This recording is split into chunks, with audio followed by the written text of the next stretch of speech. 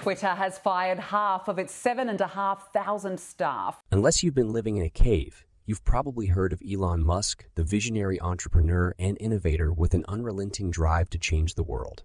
He owns 5 iconic companies: SpaceX, Tesla, The Boring Company, Starlink, and Neuralink. Elon Musk now adds Twitter to the list of companies owned by him. Many received the news by email. Some found out after they could no longer use their laptops or mobile phones. Unions have accused the company of cowboy capitalism. My entire team just got locked out. Elon Musk draining the swamp. Looks like I'm unemployed. Impersonal and unsparing as Twitter became its own trend. Just got cut off from laptop access. With virtual mass sackings from one of the biggest tech companies in the world. Billionaire Elon Musk walked into Twitter's San Francisco office Wednesday. The self-titled chief tweets carry a porcelain sink as he entered the glass doors, tweeting entering Twitter. Let that sink in. Musk is slated to complete his acquisition of the company October 28 or face another court date.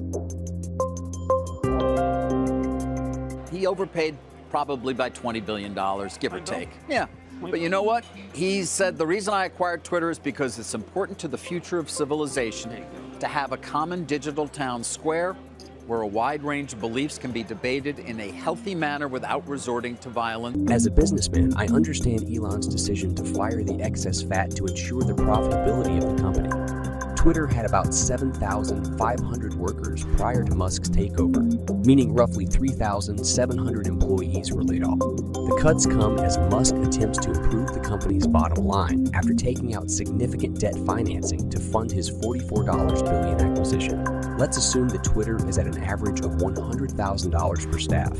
This is a massive saving of $370 million. So what are Musk's goals for Twitter? But I think once Twitter is set on the right path, I think it is a much easier thing to manage than SpaceX or Tesla. So, and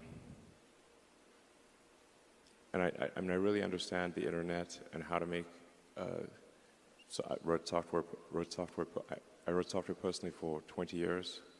You know, I was one of the key people behind X.com, which became PayPal. And so I also I'm aware of I know how to make a way better PayPal. Because you built PayPal. Yeah, yeah, pretty much.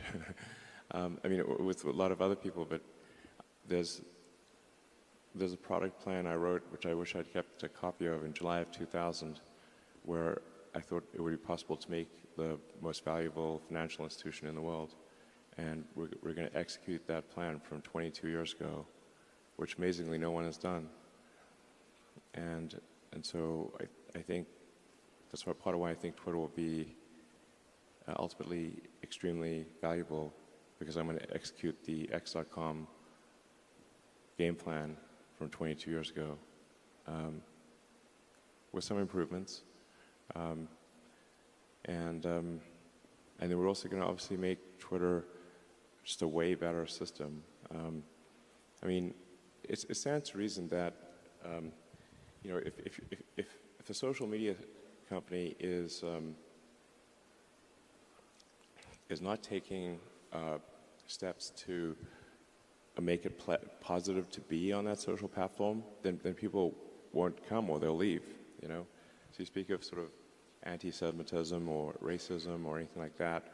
Well, I mean, who's going to stay on a platform if that's prevalent? Like that's obviously.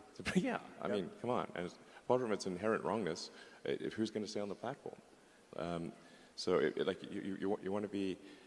It needs to be something where, like our goal with Twitter is how do we get 80% of America? Maybe not like the sort of far left and the far right, but and maybe we don't want them necessarily, but how do we get 80% of the public to join a digital town square and voice their opinion and exchange ideas and maybe once in a while change their minds?